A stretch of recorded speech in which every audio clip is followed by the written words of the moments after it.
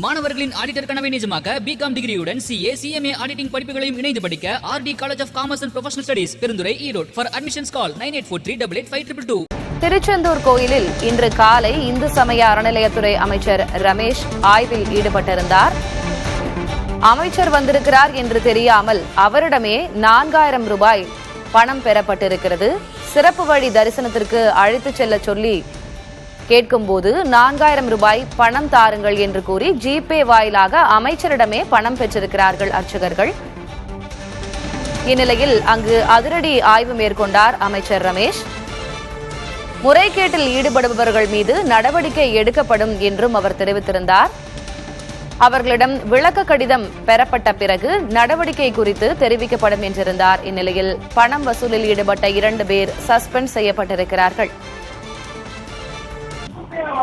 திரௌபதி, இன்று காலை அமைச்சர் ரமேஷ் திருச்செந்தூர் முருகன் கோயிலில் ஆய்வு செய்யும் போது அவரிடமே பணம் கேட்டது மிகப்பெரிய சர்ச்சை ஏற்படுத்திய நிலையில் தற்போது அவர்களை இந்த பணியிலிருந்து நீக்கி சஸ்பெண்ட் செய்யப்பட்டிருக்கிறாங்க.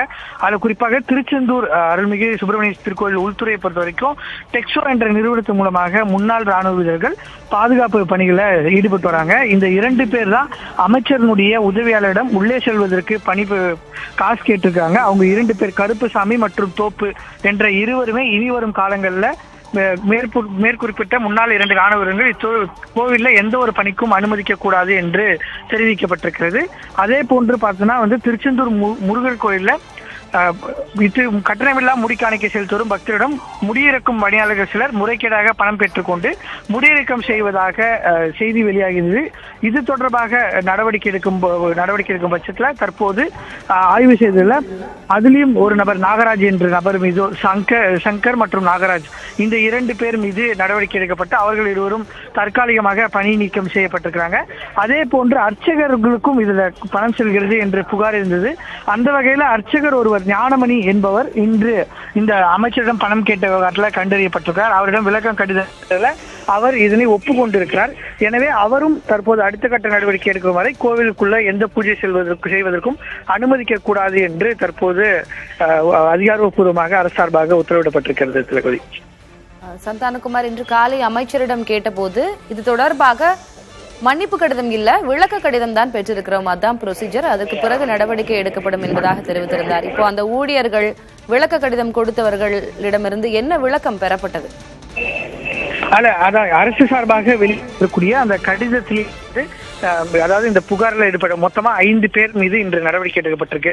ஒருவர் அந்த கோயிலில் பணியாற்றக்கூடிய ஐயர், பூஜை செய்யக்கூடிய நபர், அவர் அதாவது கோவிலுக்கு வரக்கூடிய பக்தர்களிடம் பணம் பெறுவதாக தன்னுடைய குற்றத்தை அவரே ஒப்புக்கொண்டிருக்கிறார். எனவே அவர் மீது என்ன நடவடிக்கை எடுக்கும் என்பது குறித்தான முடிவு செய்யும் வரை கோவிலுக்குள்ள அவரை அனுமதி செய்யக்கூடாது என்று உத்தரவு பிறப்பிக்கப்பட்டிருக்கிறது. அதே போன்று பார்த்தோன்னா 2 காவலர்கள் வேறு ஒரு தனியார் அமைப்பு மூலமாக கோவிலுக்கு பாதுகாப்பு வழங்குவதற்கான டெண்டர் என்பது டெக்ஸோ என்ற அமைப்புக்கு வழங்கப்பட்டிருக்கிறது. அந்த டெண்டர் மூலமாக பணியாற்றக்கூடிய வேறொரு நிறுவனத்திடம் ஒப்படைக்கூடிய பணி, அந்த நிறுவனத்தின் மூலமாக பணியாற்றக்கூடிய 2 முன்னாள் ராணுவ வீரர்கள் காவலர் பணியில் இருக்காங்க. அவங்க 2 பேர் மீது இந்த ஊழல் குற்றச்சாட்டுகளில் ஈடுபட்டவர்களாக அவர்களை பணியிடம் நீக்கம் செய்யப்பட்டாங்க. எந்த ஒரு காரியத்தை கொண்டும் அவர்கள் இந்த பணிகளுக்குள்ள கொண்டு வரக்கூடாது என்ற உத்தரவு என்பது பிறப்பிக்கப்பட்டிருக்கிறது. அதே போன்று கட்டணமில்லாத முடியிறக்கம் செய்யக்கூடிய இடங்கள்லையும் அவர்களும் தங்களுடைய குற்றங்களை கண்டு ஒப்புக்கொண்டிருக்கிறாங்க. ஏற்கனவே 26ஆம் தேதி இது தொடர்பாக வெளியான செய்திகள் மூலமாக நடத்தப்பட்ட ஆய்வின் அடிப்படையில் அந்த 2 கண்டறியப்பட்டு அவர்கள் மீது பணியிட நீக்கம் செய்யப்பட்டிருப்பதாக தெரிகிறது. இருப்பினும் கூட திருச்செந்தூர் கோவிலில் தொடர்ந்து ஆய்வு என்பது நடைபெற்று வருகிறது. நாளை மதியத்திற்கு மேலாக ஒட்டுமொத்தமாக ஆய்வுகள் முடிக்கப்பட்டு விரிவான நடவடிக்கைகள் தொடர்பான ஒரு அறிக்கை என்பது வெளியிடப்படும் என்று தெரிவிக்கப்பட்டிருக்கிறது. திலகவதி, திருச்செந்தூர் கோயில் உலக புகழ் பெற்றது. அதுவும் கடந்த ஒரு சில வருடங்களாக பக்தர்களின் வருகை நாளுக்கு நாள் அங்கு அதிகமாகிக் கொண்டேதான் இருக்கிறது. அந்த வகையில கோயிலுடைய சொத்து விவரங்கள், பிற இதர விவரங்களை எல்லாம் கேட்டிருக்கிறாரு அமைச்சர். எந்தெந்த கோணங்கள்ல அங்கு ஆய்வு நடத்தப்படுகிறது, விசாரணை நடத்தப்படுகிறது? நிச்சயமா இந்த 2-3 விவரங்கள் குறிப்பா பார்த்தீங்கன்னா திருச்செந்தூர் கோயில்ல நீங்க சொன்ன போல கடந்த 2-3 வருடங்களாக தொடர்ச்சியாக பக்தர்களுடைய எண்ணிக்கை என்பது அதிகரித்து கொண்டே இருக்கிறது. அப்போதான் பொதுமக்களுடைய வருகை நீண்ட வரிசையில காத்திருப்பதன் காரணமாக 100 ரூபாய் டோக்கன் கூட ரத்து செய்யப்பட்டு பொதுமக்கள் அனைவருமே வரிசையில் நிற்கப்பட்டு உள்ளே தரிசனத்திற்கு அனுப்பப்பட்டு வரக்கூடிய சூழல்ல தான் ஒரு சில நபர்களிடம் 1000 ரூபாய் முதல் 10,000 ரூபாய் வரை காசு வாங்கி கொண்டு அங்கே இருக்கக்கூடிய காவலர்கள், அர்ச்சகர்கள் நேரடியாக காசு கொடுக்கக்கூடிய நபர்களை பூஜைக்கு அழைத்து செல்கிறார்கள் என்ற குற்றச்சாட்டு தொடர்ந்து நீடித்து வரக்கூடிய நிலையில் தான் இன்று நடைபெற்ற ஆய்வுல அர்ச்சகர்கள் மட்டுமல்லாம இந்து சமய அறநிலையத்துறை மூலமாக நேரடியாக பணியாற்றக்கூடிய அலுவலர்களே இதுல ஈடுபட்டிருக்கிறார்கள் என்பதை அமைச்சர் கண்டறிந்திருக்கிறார். எனவே அது தொடர்பான ஒரு விசாரணை நடைபெற்று வருகிறது. அதே போன்று சொத்து பட்டியல் விவகாரம் தொடர்பாக அவர் ஆய்வு செய்து வருகிறார். திருச்செந்தூர் கோயிலுக்கு வரக்கூடிய வருவாய், அதே போன்று இப்ப அதிகாரிகளே இதுல ஈடுபட்டதன் காரணமாக அவளுடைய ஊழல் என்பது இந்த கோவிலினுடைய விவகாரங்கள் எப்படி இருக்கிறது என்பது குறித்தான ஒரு முழுமையான ஆய்வாக இது இருக்க வேண்டும் என்று ஆய்வு செய்திருக்கிறார்.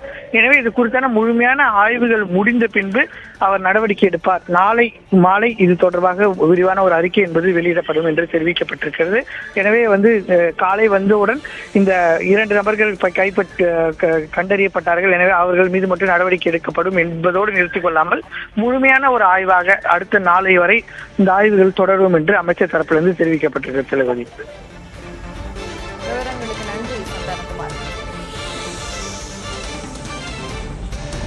திருச்செந்தூர் கோயிலில் அமைச்சரிடமே பணம் வசூலித்த விவகாரத்தில் அமைச்சர் அதிரடி நடவடிக்கை எடுத்திருக்கிறார். 3 பேர் இவ்விவகாரம் தொடர்பாக தற்போது சஸ்பெண்ட் செய்யப்பட்டிருக்கிறார்கள். நாளை வரை திருச்செந்தூர் கோயிலில் ஆய்வு தொடரும் என்றும் தெரிவிக்கப்பட்டிருக்கிறது. மாணவர்களின் ஆடிட்டர் கனவை நிஜமாக்க பிகாம் டிகிரியுடன் CA, CMA ஆடிட்டிங் படிப்புகளையும் இணைந்து படிக்க RD college of commerce and professional studies Perundurai Erode. For admissions call 9843885522.